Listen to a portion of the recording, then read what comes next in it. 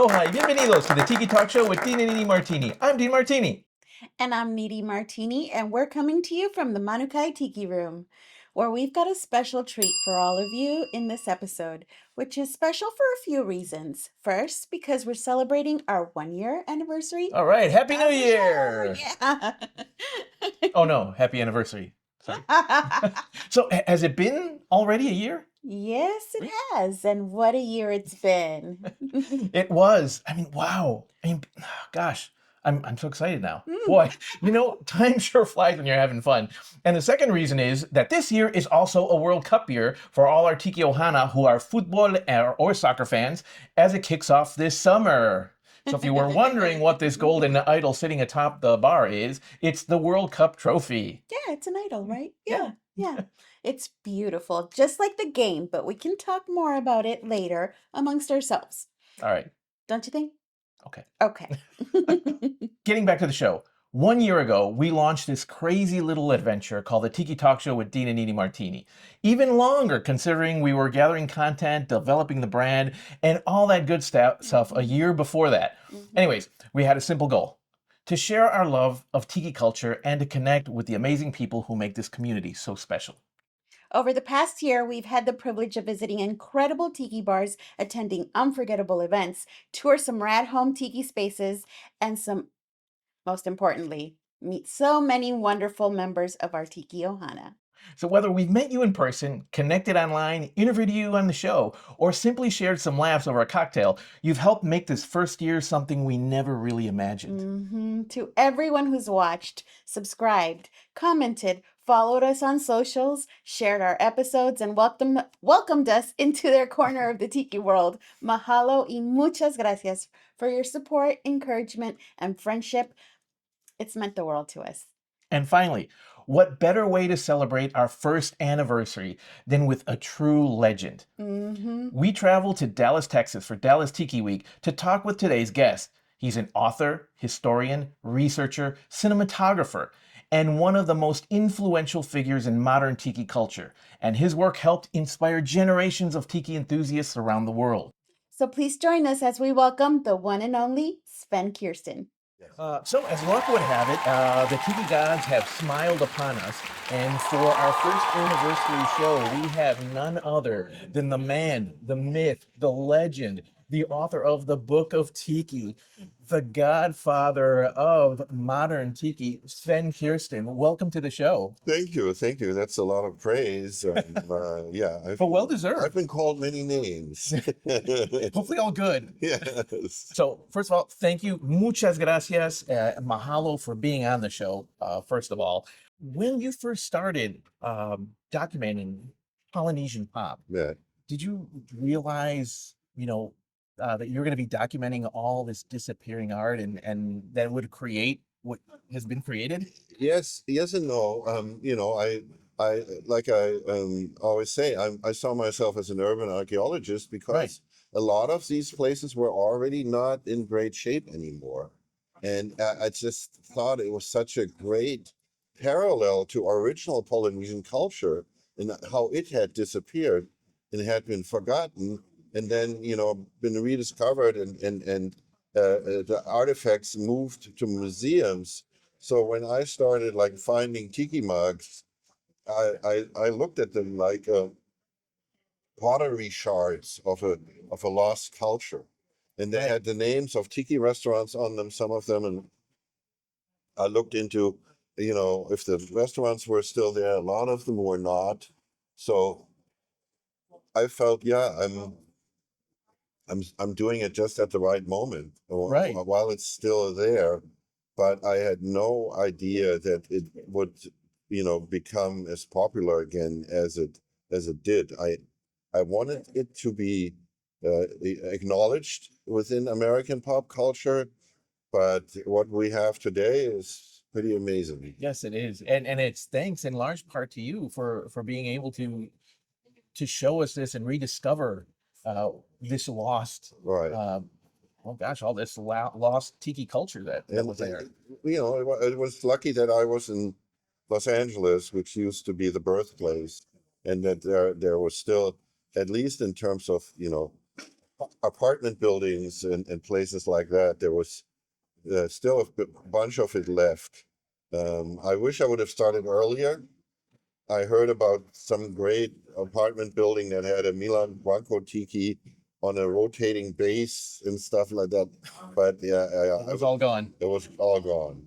So out of these, was there like a specific abandoned location that maybe touched you more than others, or maybe had a favorite out of all of them? Well, I would definitely say that was the Tiki's amusement park in Lake Elsinore. That was just like this whole forgotten planet of the Tikis, and because Danny Balls and his family had built this lava landscape with volcanoes and stalactites, and then situated the Tikis in them, and it had been deserted for Right. for many years, decades almost. And it was really like going on an archaeological expedition. Well, I can believe it. Oh my gosh, I can only believe if we still had something like that. You think maybe it'll one day someone will recreate something like that, or it's pretty much lost? Yeah, I think it's pretty much lost. I mean, the money it takes now to do these things, even to outfit a complete tiki bar. Back in the day, that's why a lot of these restaurants were attached to hotel chains, Right. because the hotel chains had the money to put into doing the floor to ceiling outfitting of a true tiki environment. Right. You often describe yourself as the urban archaeologist, like you mentioned before. Um, what would you say separates urban archaeology from nostalgia? I think nostalgia is wishing, for time to come back, and I know that it won't be. It's just the conditions are totally different for tiki now than they were back then. Back then, it was on every American's mind because it had a lot to do with the Hawaii becoming a state, Right. and that's when Americans felt it, that the Polynesian culture was in their own backyard, and that's why they created it in their own backyards. Mhm. But also, a lot of developers jumped on the bandwagon and started, building these restaurants and bowling alleys Right. and motels and apartment buildings. So it's a different set of circumstances, um, but the need for the escapism to the tiki environment is definitely still there. As the tiki historian, you were recently interviewed, I don't know how recently, probably a couple of years already, for the documentary The Dawn of Tiki. Yeah, So how do you feel that project went? That was a project from Maxwell and Alex Lamb. right. How do you feel that project went? They did a beautiful job. I really love the period animation styles that they employed for the 1930s, 40s, and 50s. I'm heavily into animation art and stuff, and they did a great job with that. Um, the title is cool too, but if you have read my books, I differentiate between pre-tiki and tiki. Right, exactly. And Dawn the Beachcomber was definitely from the pre-tiki period. Yes. And he's now often called the Godfather of Tiki, which is true only in the sense that he invented a lot of the hospitality concepts, and he invented a lot of the cocktails Right. together with Trader Vic later.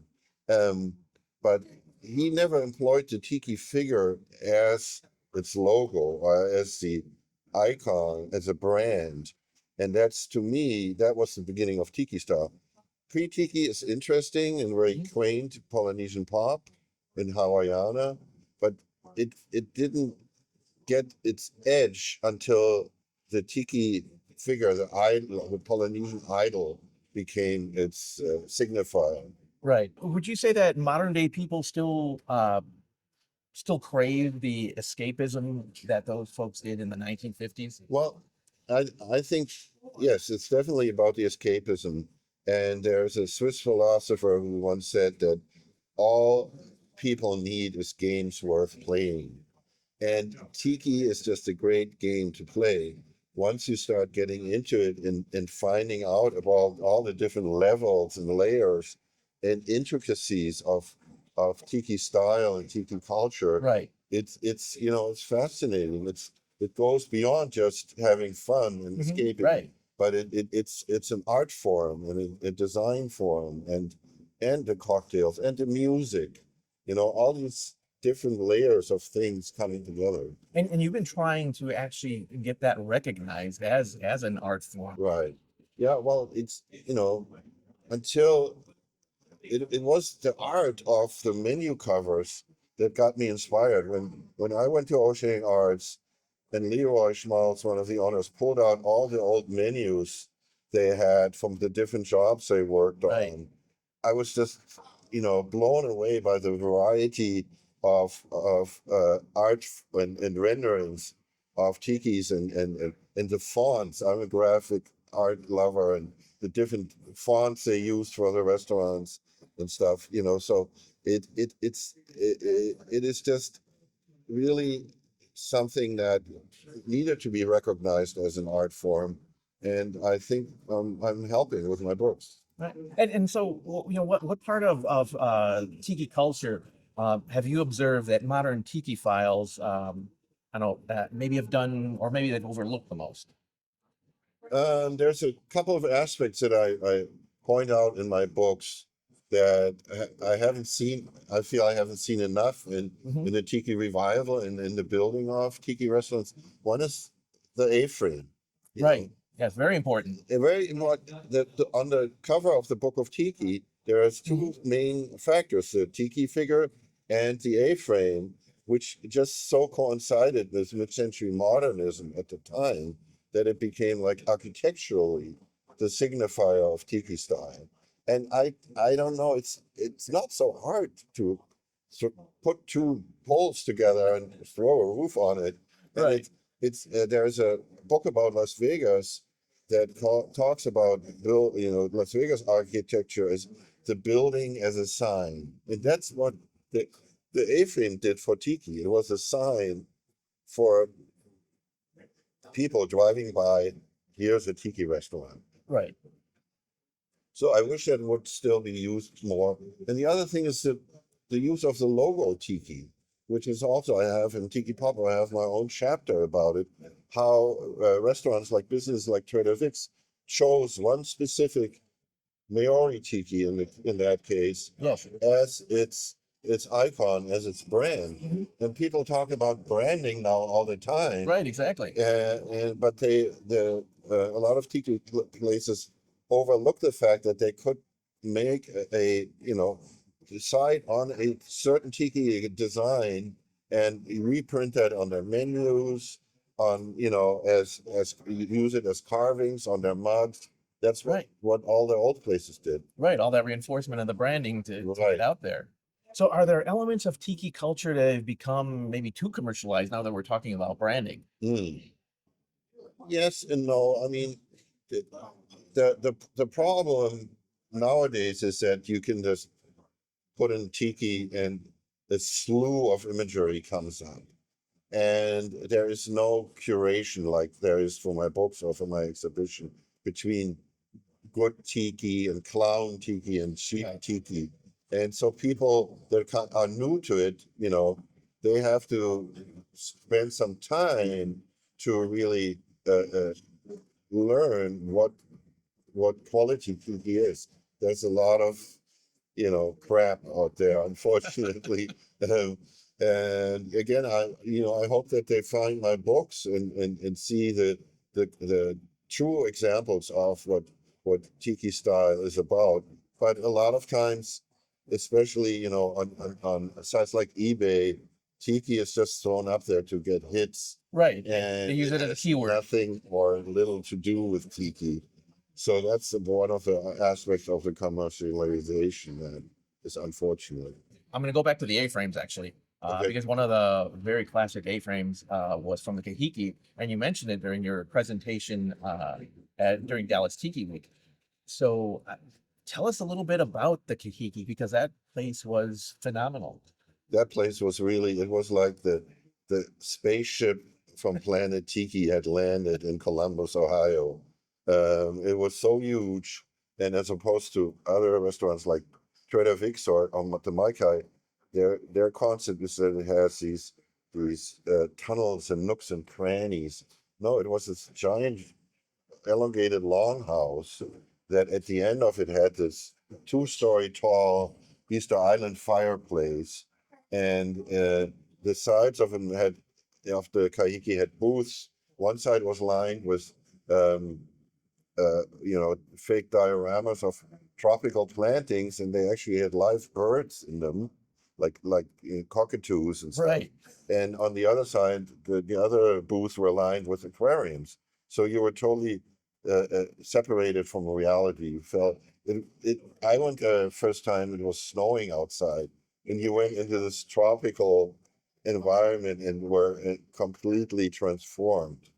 Right, and that's where Nidi and I, we've discussed, it's like, if there's one place in the country, or a few places in the country that need it in the United States, it's places like Columbus, the Midwest, where they have this, they don't have summer year round, like let's say California. Right. Not taking anything from California, but No, we have these places that you can go on an actual tropical getaway there. right, and that's how there was the Chin Tiki in Detroit, and yeah, that's how a lot of the places functioned. They were escapes from the cold, harsh environments outside.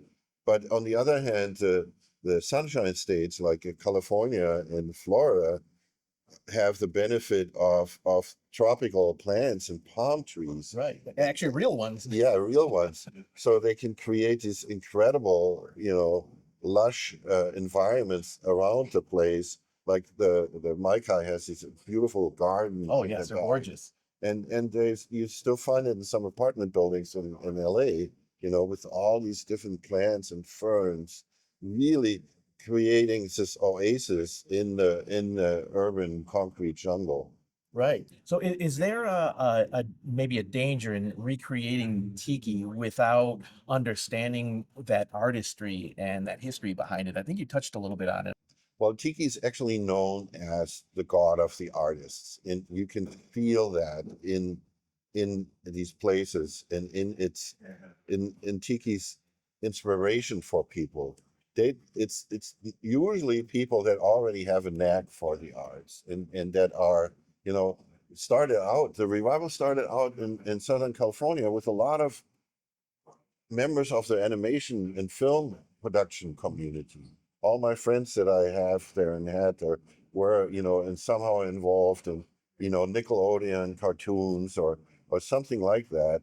So the tiki aesthetic naturally spoke to them. And back in the heyday, that's what people also caught on to. Like the Thornton brothers that started the Maikai, they were inspired by Dawn the Beachcomber in Chicago. Right. The guys that started the Kahiki also were inspired by, I think, Trader Vic's or Dawn the Beachcomber. It was just something that you saw and you felt like, I want to have something like this, or I want to create something like this. Tiki is the god of the artists who inspires creative people. And you being one of them, I mean, you also talked about this during your presentation. It came full circle, going back to your origins in Germany, coming to the United States, and you went to you did field trips to a museum that was close by to your home, Right. that had original tiki artifacts in them, and then you come over here, and then you end up writing a book, which takes you back to when you were younger. It's really hard. It's almost unbelievable. It's almost kind of eerie the way things came full circle for me. When growing up in the port town of Hamburg, that on one hand had sailors' bars that are part of the origin of tiki bars because they were full of mementos and souvenirs from travels to exotic ports of call, but also the ethnographic museum that was literally around the corner from my school where I used to go on school trips, which has a complete Maori, fully carved Maori meeting house Right. inside the museum. I didn't know it back then that I would then, find something like this here, or even that I even would go to America. But then when I discovered oceanic arts, who were inspired by a book called Oceanic Art that was actually published by the director of my museum in Hamburg. It was just incredible. The book inspired Oceanic Arts. Oceanic Arts inspired my book. And you know, it's like how these, it was pure kismet. Right. And I think you mentioned that that director lived very close to you too. Oh, that was, yeah, Oh, was it no. Actually, the publisher of the Oceanic Art book, the publisher? there was another person involved with that specific book, which was used by a lot of artists, not just Oceanic Arts, Bob and Leroy, at the time, because there weren't that many books on Polynesian and Melanesian art out in the 50s. So the publisher, I used to play with his daughter. She was this redhead that was like part of our, you know, teenage gang that would like Right. go through people's backyards and stuff. And when I saw that name on the book cover, it was just like, again, this is crazy. How can that be? You know, fast forward, you know, years later, Yes. here you are, and you know, what's it mean to you to have created this legacy? Well, it's very satisfying. You know, I actually I started applying to sending my proposals to publishers in 1992, and it took 8 years for the book to be published in 2000. Oh my And gosh.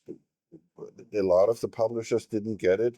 I could have done it earlier. It was like an underground press, but then it would have stayed within the same circle of hipsters that we Right, it were. wouldn't get that wide distribution. Yeah, I knew from working in film that like movies need distribution, distribution, distribution. And I wanted Tiki to re-enter American pop culture. So I kind of held out until I found the right publisher in Taschen, which ironically was German too. So again, kind of full circle with that. I know. It's just amazing how things happen, how life happens, and Yeah, well, and in Tiki, it's been kismet for you. yeah. That's wonderful. So on that same vein, so if the Book of Tiki wouldn't have happened, what do you think would have happened to Tiki? Well, you know, if the Book of Tiki wouldn't have happened, it would have just stayed gone. It was, you had no idea how it was in the 90s. It was a black hole. The term didn't even exist. I mean, I don't want to, you know, sound arrogant or anything, but I not only created the definition of the genre, but I created the name for it too. We were, you know, a group of few tiki collectors together, Right. and Otto and I put out this fanzine called Tiki News.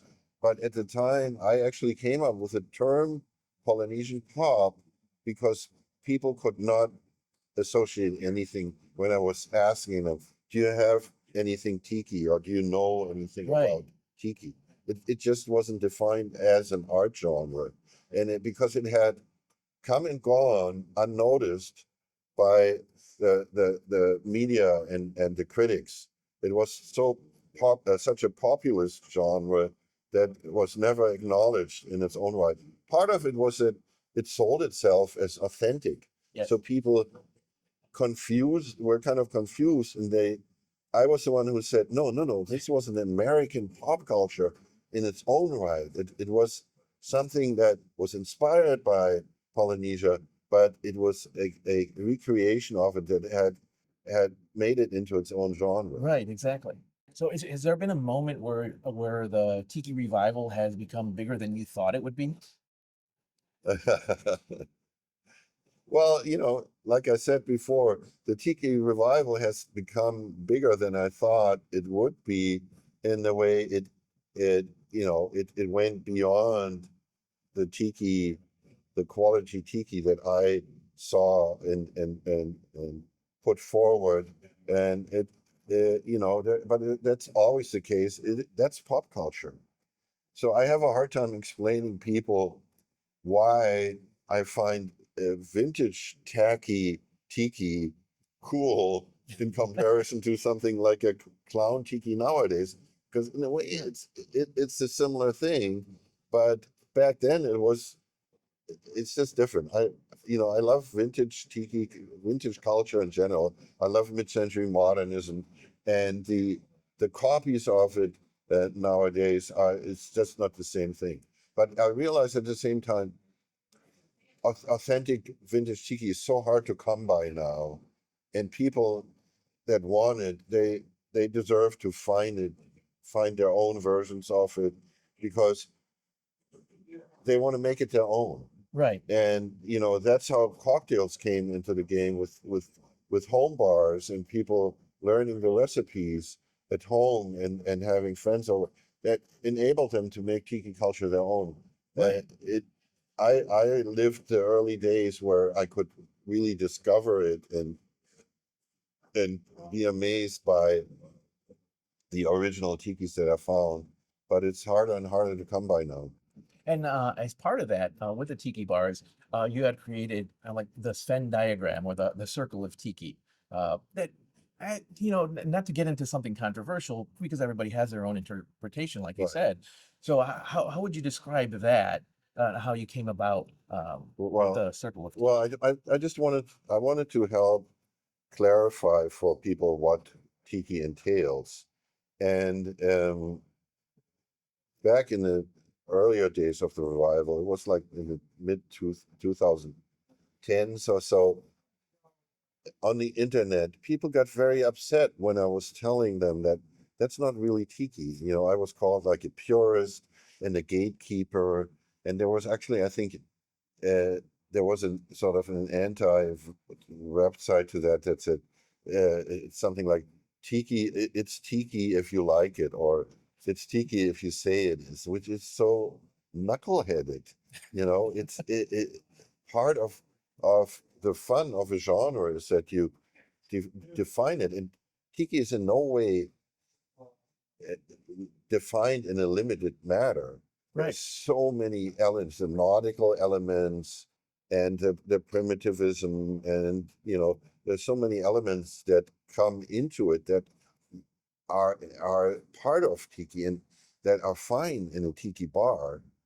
It's just when you bring in, rockabilly and all these other pop culture genres, to me it muddles up the style. It makes it less special, Right. and it confuses things. So I've always tried to lead by example. I'm not telling them you can't put that in your tiki bar, Right. Yeah. but people think they are. Yeah, I think that's what the misinterpretation by a lot of people Yeah. was. It's like, no, he's not telling you that. No, It's just a guide. I'm recommending. So one worry for the Tiki community has been is to get the younger generation involved in Right. Tiki. So this way there's that continuity. How have you seen that evolving? Um, Are we doing a good job? Are we getting them? well, I think the difficulty with getting younger people involved is the cost of it in some ways. Tiki cocktails are like 14, $16 nowadays, and kids in general can't afford that anymore. Um, but also, uh, tiki culture is definitely part of 20th century pop culture, and that younger generations weren't part of the 20th century pop culture. It's, a lot of tiki fans remember going to these places with their parents, and have memories of tiki backyards from their grandparents or parents. And there is a shift now in the younger generations. It seems to me that is less interested in what we are into, vintage culture. Um, they don't like the clutter. They want like the simple things, which is fine, but they're missing out on a lot of fun. Right. And you know, it's just with all the older generation, you just don't understand something like, why are people painting their houses black now? Right. Black and gray. What is that? It's like the most generic, boring thing. It's this color phobia that has struck people, and it's kind of a shame. So some of it is just beyond me. Right. So you think maybe that like how the 90s, because that's where you said that was that tiki black hole, we're getting to that generation that are the parents because they didn't have those experiences as those that were in the 80s and before, Right. to carry that forward. That adds to maybe why this generation doesn't have that. Yeah, no, definitely, you know, and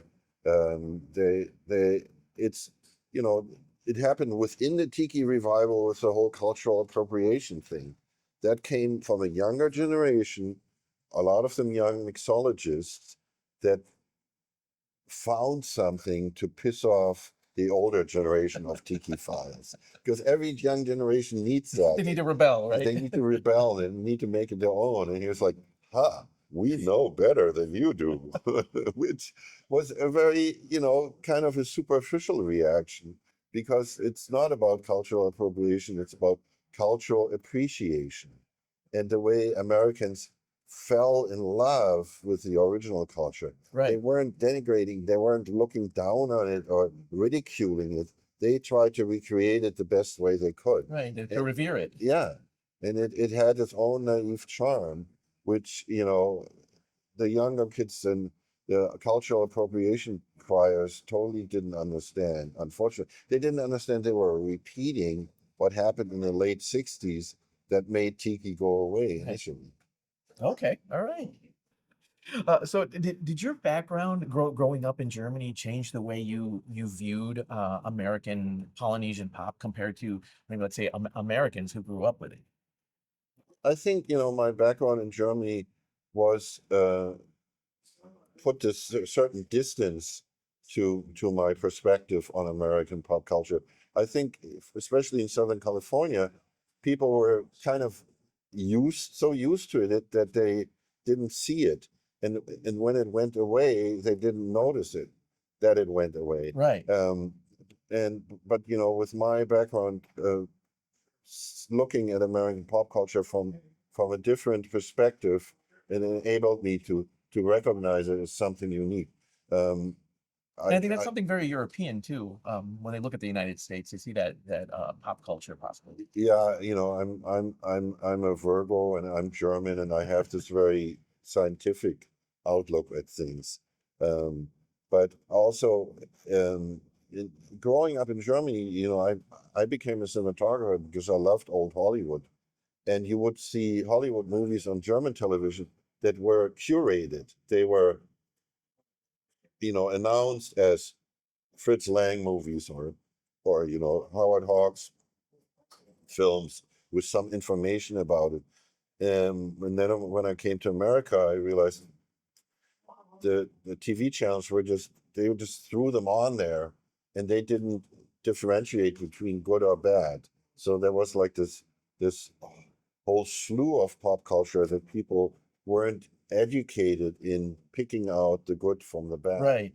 And I had that advantage from German television. So what do you think modern architecture is missing from mid-century? And I think we touched on it a little bit. I Oh think you're yeah, talking about the A-frames maybe. right.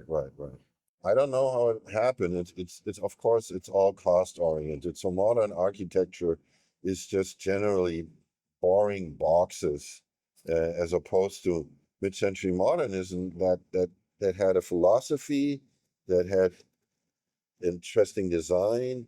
And I'm, you know, interestingly, so I'm not into international style, which originally came from Germany, where it's all just glass and steel boxes.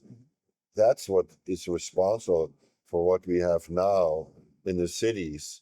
I'm much more into, you know, Googie architecture and Oscar Niemeyer with its organic forms and the space age forms. Right. That where architects just had this freedom of designing shapes with the buildings. My favorite example is actually not only Polynesian and Tiki A-frames, but mid-century modern churches. Okay. A lot of them are A-frames that are Right. in incredible soaring shapes and swooping shapes with mosaics on them and stuff. It was like the church after the war felt people were disillusioned with religion, And so they gave architects this free hand with designing these buildings for the church, and it's an amazing genre that you don't find in today's architecture. Not only now are they just these boxes, but people are painting them black and gray, and that's just like really beyond me. That's, I mean, I don't think I had thought about that. Yes, about the churches and their architecture during that time. Yes. Are there some overlooked regional tiki scenes in the United States that may have been overlooked?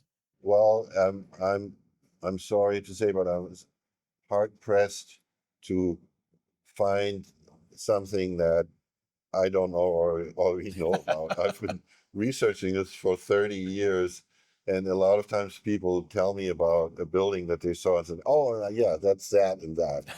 It happens. Mhm. It does happen, and that's part of the great thing, that there's still things pop up that even I don't know about, and it makes me very happy.